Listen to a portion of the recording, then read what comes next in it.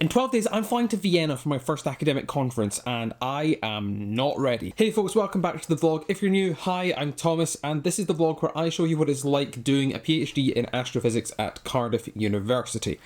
Now, I have this conference in 12 days' time in Vienna. It's called Building Galaxies from Scratch, and I am presenting a poster there that I haven't made yet. Mostly because I didn't realise quite how close the conference was, and I kind of forgot that posters take an amount of time to print. So I need to make the poster today. Now, scientists do research, but doing research in and of itself is not actually that helpful. The main thing we have to do is communicate that research. Now, some scientists will do what I'm doing right now, talking directly to you either through YouTube videos or through articles written in newspapers or magazines, and that's one way to do science communication. But that's more to a sort of general audience. The most important communication that we do is actually to each other, telling other scientists what research we've done, what we found out, what our results are. And there are a few ways to do that. One really common way is through academic papers. Every scientist will write papers that are published in journals and are read by other people. But then we also have conferences. Now, conference for scientists is pretty similar to conference for everyone else. A load of people in one building for an amount of time talking about the thing they're working on. So you get some really big meetings like the National Astronomy meeting, which is kind of where I did do that virtually, so I guess it's maybe my first academic conference. But this is my first in-person one, which is a really targeted meeting at Galaxy Simulations, which is the area of astrophysics I study. Posters are kind of the gateway drug of academic presenting. I'm still in the first 6 months of my PhD. I am not ready to give a 10-15 minute talk to a room full of academics that are experts in galaxy simulations. I'm not ready for that. What I'm ready for is to present a poster. Now, an academic poster will look broadly like this. This is the one from my master's project. I'm probably going to make something that looks broadly similar, but it might be a little more aesthetic. But I have got, and I stress this again, I have to do it today. The first job is that I need to plan out the poster. There's no point just sort of shoving things on a page because I need to know if I need to remake any of my figures in a nicer format. So that's the first job. I'm going to do a little bit of sketching out of that. And then also in like 35 minutes, we're going to be starting today's Pomodoro stream over on Twitch. It's kind of all hand on deck today. Right, so I've got a plan. Let me vaguely walk you through it before the camera dies. So, like with the one on the wall, I've got sort of a top section with title, affiliations and such, so Cardiff and my CDT, the people that fund me, and then my supervisor suggested putting a photo in the top corner as well, because if people are walking past and see the post and think, oh, that's interesting, but I'm not standing there, it means they know who to look for, which is great. It's not meant to be too big a meeting.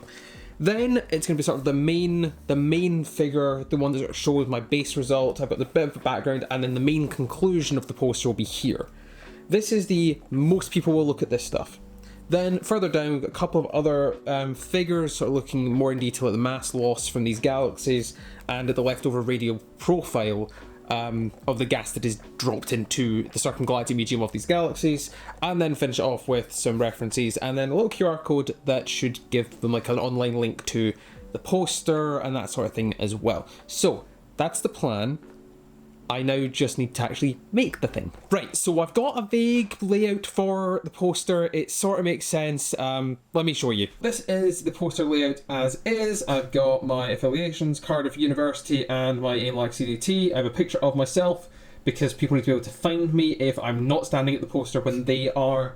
Then we've got the title, which is a placeholder title at the minute. I need to speak to my supervisor, who's of course listed there. Then we have the vague layout. There's not going to be too much text on this poster. I'm going to have a little bit of background about like what our group does, what the simulations are, a main conclusion, which is about the magnetic fields thing. Then we're going to have 3 different projections of with magnetic fields, without magnetic fields, and with magnetic fields at a much higher resolution.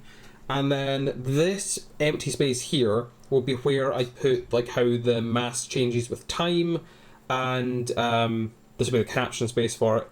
This one will be the caption space for this, which is going to be a look at the radial profile of probably like one of the galaxies, maybe 2 of them. Like I'll maybe put 2 on the same plot in different colours.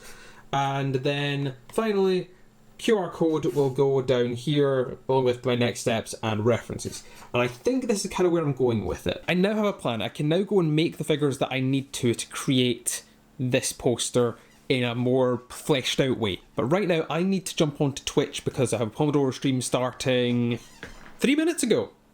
Yeah, I'm late again. This always happens. Right, I need to get on. I'll talk to you later. Morning, folks. Welcome to the vlog. Not the vlog, welcome to the stream, but you're also on the vlog. Hello, everyone. Good to see you all. Good to see you, Flux Monster, Tech Wizard.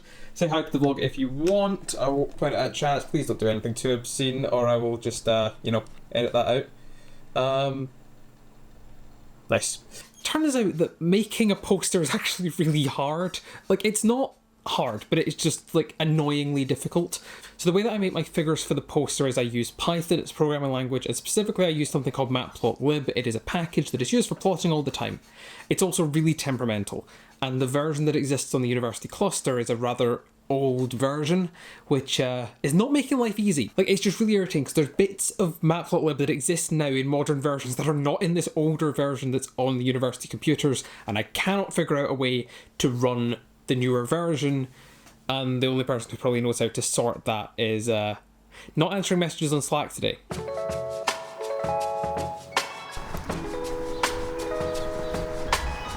Morning, folks.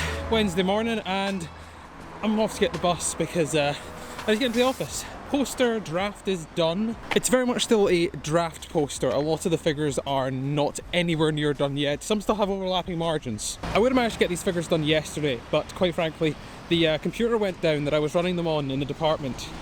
And I didn't think it was my fault. Our department's resident IT wizard, on the other hand, disagrees. Turns out that my account has been producing about 5,000 calls to the same function for a while now, and there was now like 38,000 instances of the same thing for dealing with login running on the server.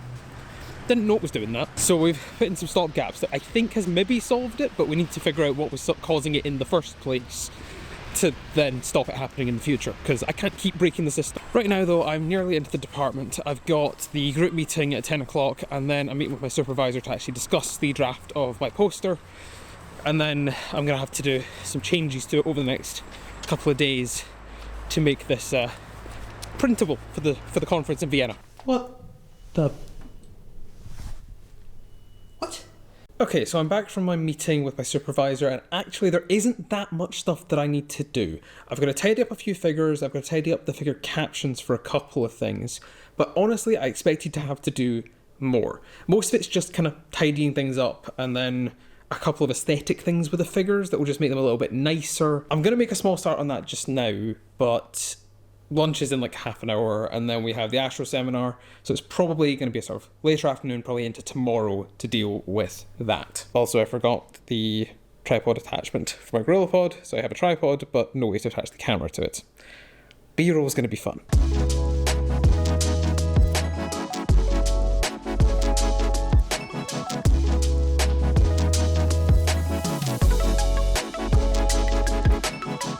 Sorry, we're back to Tamron to a cooking camera at this point. I am making dinner before streaming this evening, and honestly, it's taking a while to do the stuff with the poster at the minute. I'm trying to fix figures, and figures are annoying to fix because you've got to kind of wait for them to run. Wait for the code to run that's going to make the figures, and then that is time consuming, to be quite honest, which is not ideal when you're trying to make a poster. So I'm hoping that tomorrow morning I can get that sorted. The others I'm just trying to do like axes things that makes them look nicer. They are fine, they're just not perfect, but they take less time to run, maybe sort of 5 minutes at most. As for the text changes that my supervisor suggests that I make, they're minor, to be quite honest. They're not actually that big.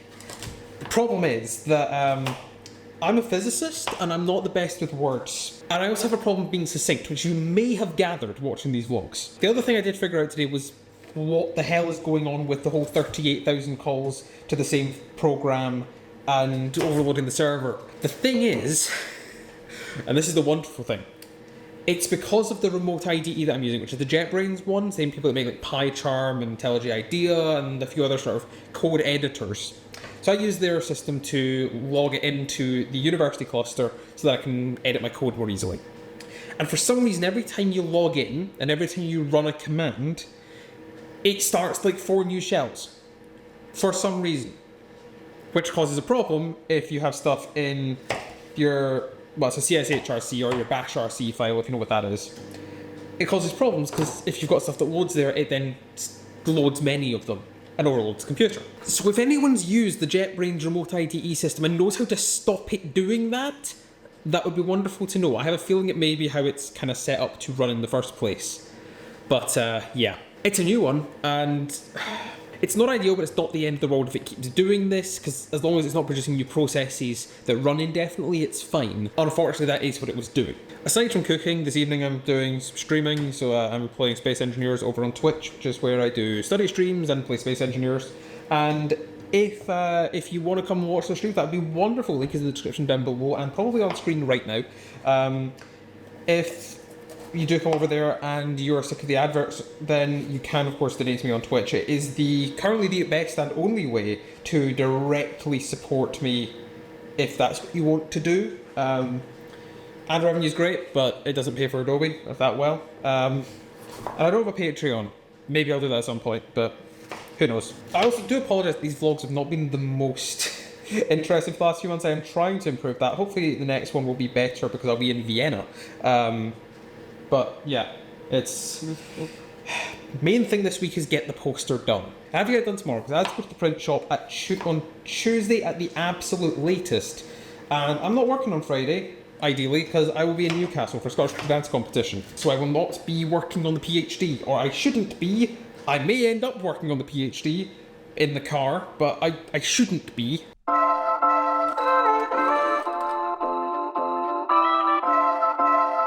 Oh, that's too close.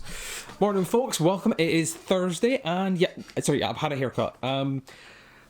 Last day really to get this poster as done as I can get it. I'm gonna send the draft I have at the end of today to my supervisor, and hopefully there's no more changes to make. But today I have got to get this done. Yesterday I made a load of progress with the figures, but they just take a while. Today I want to get those all done on the poster, the words all fixed and everything, and then I can get a sort of final draft sorted out.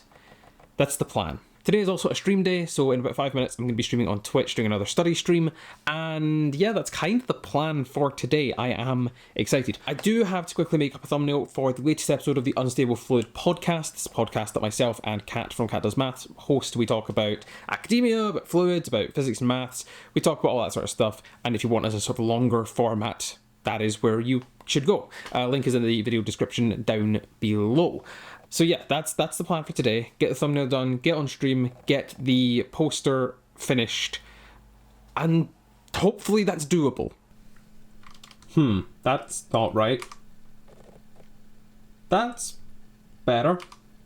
Oh. Oh no. What have I done?